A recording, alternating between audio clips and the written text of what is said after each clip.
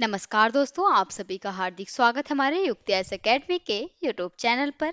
इस चैनल के माध्यम से हम आपको यूपीएससी, स्टेट पीसीएस और अन्य सभी प्रमुख सरकारी परीक्षाओं के लिए प्रतिदिन परीक्षा पे करंट अफेयर्स को एमसीक्यू के रूप में प्रस्तुत करते हैं। हमारा उद्देश्य है कि आपकी सिविल सेवा एवं अन्य प्रतियोगी परीक्षाओं की तैयारी और भी सरल, प्रभावी व लक्ष्य केंद्रित बन सके। इसी के साथ शुरू करते हैं अपने 27 अप्रैल के सवाल से। सवाल था हमारा उस टाइम का कि दुनिया का पहला अस्थायी परमाणु कचरा भंडार ओंकालो किस देश ने शुरू किया है। जिनमें से 4 विकल्प दिए थे: स्वीडन, नॉर्वे, फिनलैंड या फिर जापान। दुनिया के पहले अस्थायी परमाणु कचरे भंडार की अगर बात करें, जो कि ओंकालो है, ये शुरू किया है फिनलैंड ने। सही विकल्प होगा फिनलैंड, क्योंकि फिनलैंड ने दुनिया का ये पहला अस्थायी परमाणु कचरा भंडार, जिसका नाम ओंकालो है, इसे शुरू किया है। यह जमीन से जो कि 400 से 500 मीटर नीचे बनाया गया है, जिसका उद्देश्य है कि परमाणु कचरे को लगभग 1 लाख वर्षों तक सुरक्षित रखना। इसमें कचरे को तांबे के कैप्सूल में बंद करके चट्टानों के अंदर रखा जाता है। ठीक है, ये थी बातें जो कि ओंकालो से संबंधित। अब आते हैं आज के सवाल पे। आज का प्रश्न है हमारा कि हाल ही में 83 वर्ष की आयु में किस प्रसिद्ध भारतीय फोटो पत्रकार का निधन हुआ है। 4 विकल्प है: रघु राय, दयानिता सिंह, अतुल पासवेकर या फिर पाब्लो बार्थोलोम्यू का। सही विकल्प हो जाएगा इसमें जो कि रघु राय। ये है रघु राय, जो कि एक फोटोग्राफर थे। इनका जो कि निधन हुआ है, जो कि इनकी उम्र थी 83 वर्ष। काफ़ी प्रसिद्ध फोटो पत्रकार थे। ये अपने कैमरे में जो कि भारत की सभी सामाजिक, राजनीतिक और सांस्कृतिक तस्वीरों को दुनिया के सामने लाने के लिए जाने जाते थे।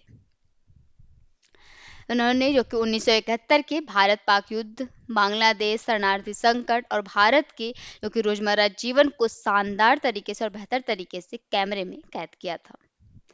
ये मंगवा पोस्ट जो कि फोटोज से जुड़े चुनिंदा भारतीय फोटोग्राफरों में से एक थे और रघु राय को पद्मश्री सहित कई बड़े पुरस्कार भी मिले हैं। इनके निधन से जो कि भारतीय फोटोग्राफी जगत के एक युग का अंत माना जा रहा है। अगला प्रश्न है कि विक्रम 1 किस कंपनी द्वारा विकसित भारत का पहला निजी ऑर्बिटर रॉकेट है। 4 विकल्प है: इसरो, स्काईरूट एरोस्पेस, डीआरडीओ या फिर एचएएल। सही विकल्प होगा स्काईरूट एरोस्पेस, क्योंकि विक्रम 1 जो कि भारत का पहला निजी तौर पर देखिए अगर तो विकसित ऑर्बिटर रॉकेट है, जिसे स्काईरूट एरोस्पेस ने बनाया है। इसे लॉन्च कब किया है, तो ये इसे जो कि श्रीहरिकोटा से लॉन्च किया जाएगा और यह रॉकेट जो कि छोटे सैटेलाइट्स को अंतरिक्ष में भेजने के लिए तैयार किया गया है और भारत के जो कि निजी अंतरिक्ष क्षेत्र के लिए ये एक बड़ी उपलब्धि भी मानी जा रही है, क्योंकि इस मिशन से भारत में निजी कंपनियों के अंतरिक्ष क्षेत्र में भागीदारी बढ़ेगी और देश की स्पेस टेक्नोलॉजी को नई दिशा मिलेगी। ठीक है, अगला सवाल देखते हैं। अगला प्रश्न है कि हाल ही में सन फार्मा ने किस अमेरिकी कंपनी को 11.75 अरब डॉलर में खरीदने की तैयारी की है। जिनमें से कुछ कंपनियों के नाम है यहाँ पे: Pfizer, organs and company, Moderna या फिर जॉनसन एंड जॉनसन। सही विकल्प हो जाएगा यहाँ से ऑर्गन्स एंड कंपनी, क्योंकि अभी हाल ही की बात है। भारत की दवा जो कि कंपनी सन फार्मा ने अमेरिका की ऑर्गन एंड कंपनी को 11.75 अरब डॉलर में खरीदने की योजना बनाई है और यह भारतीय जो कि कंपनियों की सबसे बड़े विदेशी अधिग्रहणों में से एक माना जा रहा है। इस सौदे से क्या है कि सन फार्मा की पहुंच 150 से ज़्यादा देशों तक हो जाएगी। साथ ही महिलाओं के स्वास्थ्य और बायोसिमिलर दवाओं के क्षेत्र में कंपनी और भी मजबूत बनेगी। यह डील जो कि वैश्विक फार्मा सेक्टर में भारत की ताकत को भी बताती है। अगला प्रश्न हमारा कि हाल ही में आंध्र प्रदेश हाई कोर्ट की पहली महिला चीफ जस्टिस कौन बनी है। कुछ नाम है जिसमें से जस्टिस बेबी नागरत्ना, जस्टिस लीला गिल, जस्टिस इंदु मल्होत्रा या फिर जस्टिस हिमा कोहली, क्योंकि सही विकल्प हो जाएगा इसमें से जस्टिस लिसा गिल। ये हैं जस्टिस लिसा गिल, जो कि आंध्र प्रदेश हाई कोर्ट की पहली महिला चीफ जस्टिस के रूप में इन्होंने शपथ लिया और उन्हें जो कि राज्यपाल एस अब्दुल नाजिर जो कि अब विजयवाड़ा में शपथ दिलाई। यह आंध्र प्रदेश हाई कोर्ट के इतिहास में जो कि पहली बार हुआ जब किसी महिला को यह पद सौंपा गया है। वहीं यह जो कि न्यायपालिका में महिलाओं की बढ़ती भागीदारी और समान अवसर का महत्वपूर्ण उदाहरण भी है। आते हैं अगले प्रश्न पे। अगला प्रश्न है कि भारत ने हाल ही में जैव विविधता परियोजना के लिए किस अंतर्राष्ट्रीय संस्था के साथ साझेदारी की। हाल ही की बात है, जिसमें सही विकल्प हो जाएगा यूएनडीपी और ग्लोबल एनवायरनमेंट फैसिलिटी। इन चार विकल्पों में से दूसरा विकल्प सही हो जाएगा, क्योंकि भारत ने जैव विविधता संरक्षण को मजबूत करने के लिए अभी यूएनडीपी मतलब संयुक्त राष्ट्र विकास कार्यक्रम और ग्लोबल एनवायरनमेंट फैसिलिटी, जिसे शॉर्ट में जीएफ बोलते हैं, इसके साथ साझेदारी की है, जिसका उद्देश्य है इस परियोजना का कि तमिलनाडु और मेघालय में स्थानीय स्तर पर जैव विविधता की रक्षा करना, समुदायों को सशक्त बनाना और सतत विकास जो कि सतत आजीविका को बढ़ावा देना।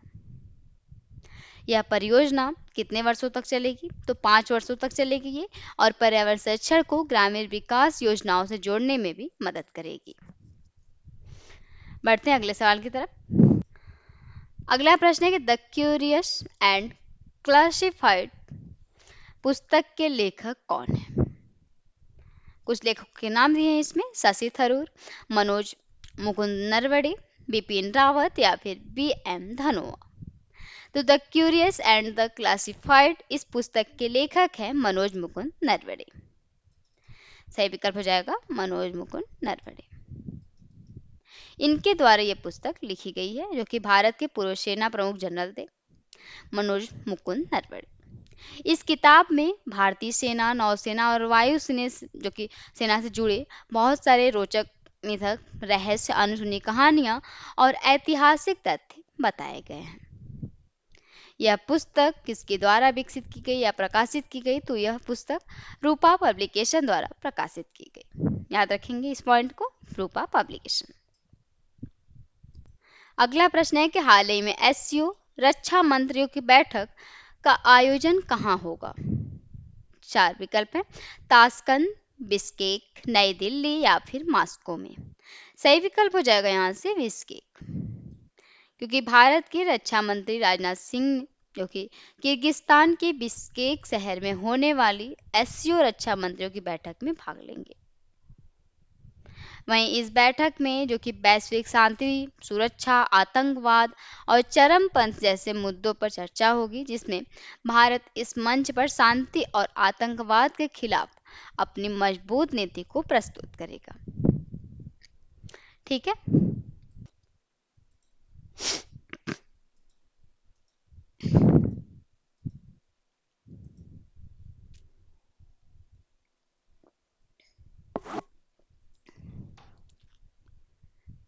अगला प्रश्न है कि आईपीएल इतिहास का सबसे बड़ा रन चेंज करते हुए पंजाब किंग्स ने कितने रन का लक्ष्य हासिल किया है? 4 विकल्प है, 247 रन, 262 रन, 265 रन या फिर 230 रन।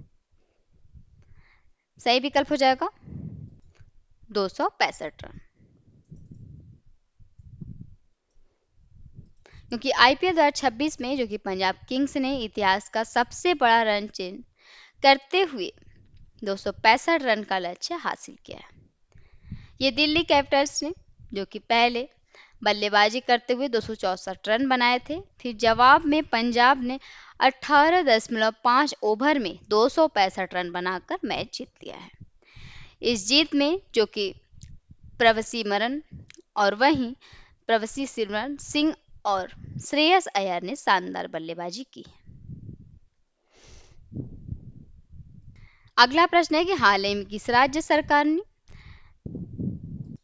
13,000 करोड़ का मशरूम मिशन याद रखेंगे, मशरूम मिशन शुरू करने की घोषणा की है।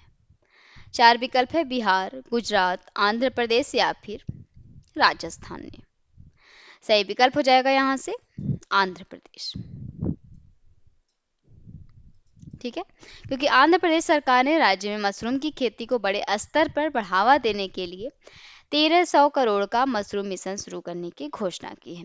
इस योजना का मुख्य उद्देश्य अगर देखें तो राज्य को भारत का सबसे बड़ा मशरूम उत्पादक बनाना है। वहीं इस मिशन के तहत जो कि गांव में छोटे और मध्यम स्तर की मशरूम उत्पादन इकाइयां स्थापित की जाएंगी, जिससे क्या है कि किसानों और महिलाओं और जो कि उनका रोजगार, युवाओं को रोजगार, इन सभी के अवसर मिलेंगे उन्हें। और सरकार ये चाहती भी है कि ग्रामीण क्षेत्रों के लोग कम जमीन और कम लागत में मशरूम उगाकर अच्छी कमाई कर सके।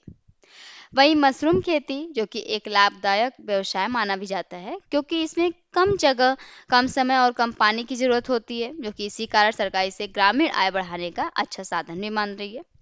वहीं इस परियोजना में जो कि केंद्र और राज्य सरकार मिलकर जो कि देखिए अगर तो 5,184 करोड़ की सब्सिडी देंगी, ताकि ज़्यादा से ज़्यादा लोग इस योजना से जुड़ सके।